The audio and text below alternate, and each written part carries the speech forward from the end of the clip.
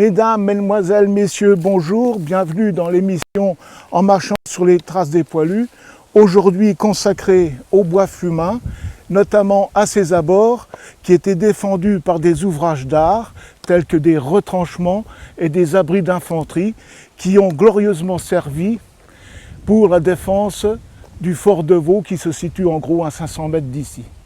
Voyons l'espace où vont se dérouler d'âpres batailles dès le 1er juin.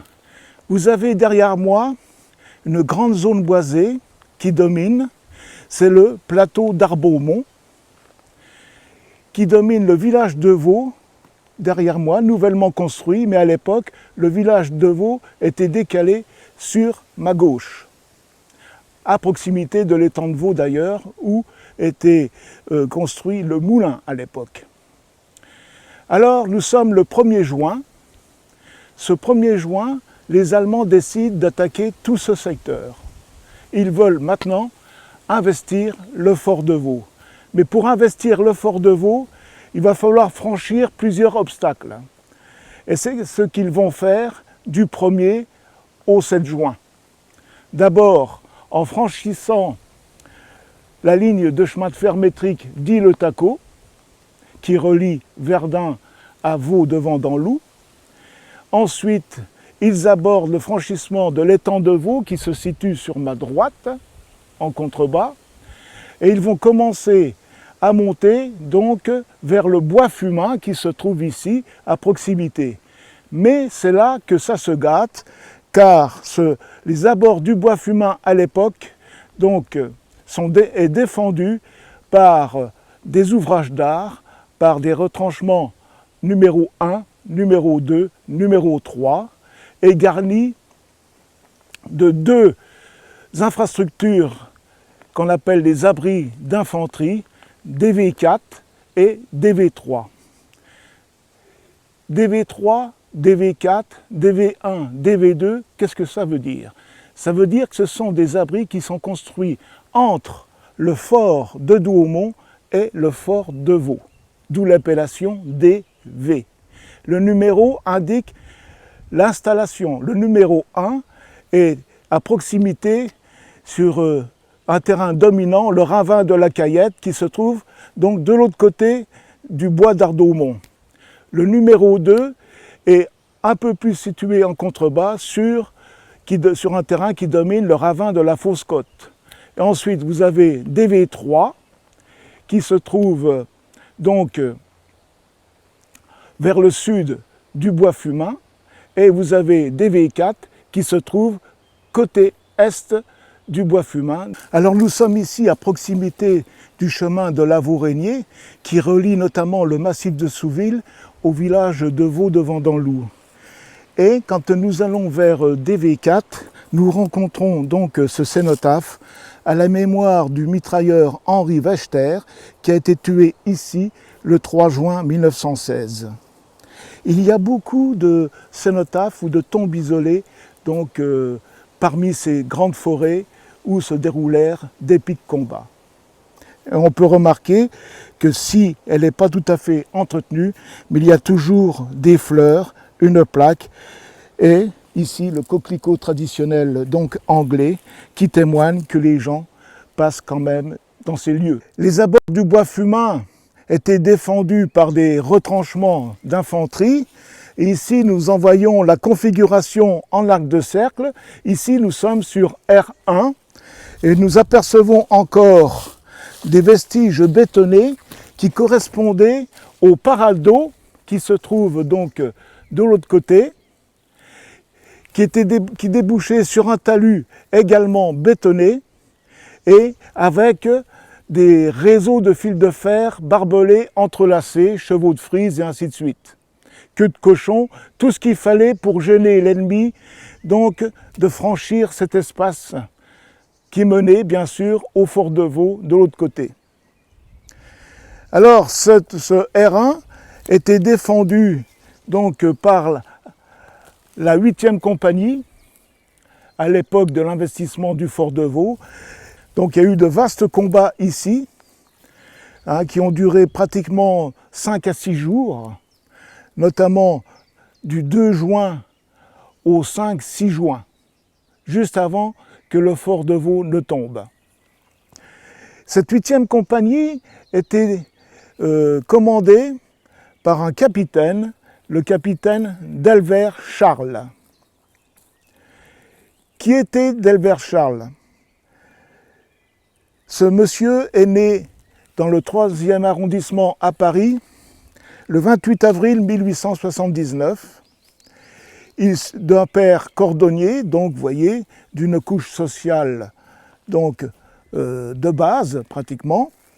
Et il va suivre ses études qui l'amèneront donc au lycée Charlemagne et ensuite donc, à l'école supérieure normale en 1899 où il obtiendra une agrégation d'histoire notamment. Et à l'issue donc de ses études, il sera professeur d'histoire et il va s'engager dans la réserve en août 1914 parce que donc, étant donné qu'il aura déjà à cette époque-là 35 ans, donc il ne peut plus être, disons, appelé ou être d'active, normalement. Donc il sera nommé lieutenant et il participera justement à la bataille des Trois Frontières vers Longwy, dans ces coins-là. Voilà. Il participera en 1915 à la bataille de Champagne, et ainsi de suite, et il arrivera sur Verdun avec son 101e régiment d'infanterie. Auparavant, il sera nommé capitaine à titre provisoire en 1915 et à titre définitif en 1916, et il va se retrouver ici, le 1er juin, relevant donc une autre compagnie qui avait déjà beaucoup, disons, sévi à cette époque, car n'oublions pas que les Allemands étaient toujours actifs, notamment dans les bombardements. Et donc, notre capitaine Delbert va être chargé de la défense de tout ce secteur. Alors, ce capitaine Delbert a également écrit des ouvrages. C'était un écrivain combattant d'ailleurs. Donc il a écrit 6 ouvrages en gros sur la guerre de 14-18, Quelques hommes, Histoire d'une compagnie, Mannemassige, la bataille de Verdun 14-18. Ce brave Charles Delbert, après-guerre, donc reprend son métier de professeur d'histoire. Et puis il deviendra journaliste, éditorialiste, donc dans le journal L'Illustration notamment, et dans le journal des Deux Mondes. Ensuite, il a la bougeotte et il va faire le tour du monde en 1931. Mais vraiment le tour du monde. Et il reviendra en France, où il reprendra son travail. Et finalement, sa santé, disons, devient très préoccupante. Entre-temps, il va écrire d'autres romans, comme Le Port d'Alger, La vivante Pologne. Il écrira même des pièces de théâtre pour finalement qu'on puisse dire de lui que c'est un homme de lettres.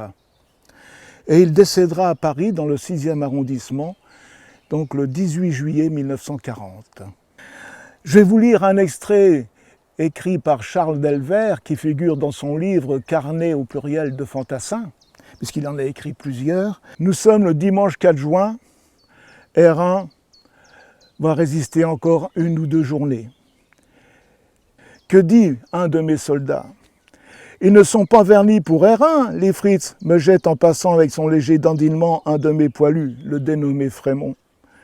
J'étais à la Redoute à organiser la liaison avec la gauche. Eh bien, hier, vous avez eu chaud à cette heure-ci, me dit Perrin. Oui, mais vous avez vu quelle distribution de grenades on les a reçues.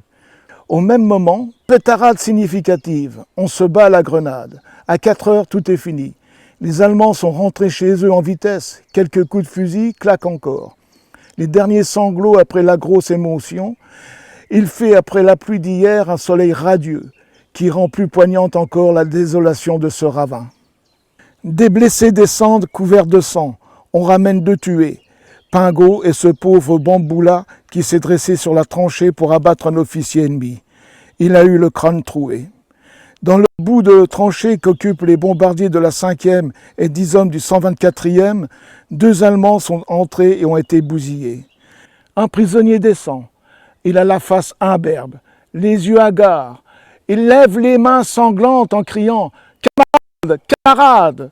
Nos hommes l'emmènent en courant au poste de secours. Il est tout heureux de ses soins. Il rit, il pleure.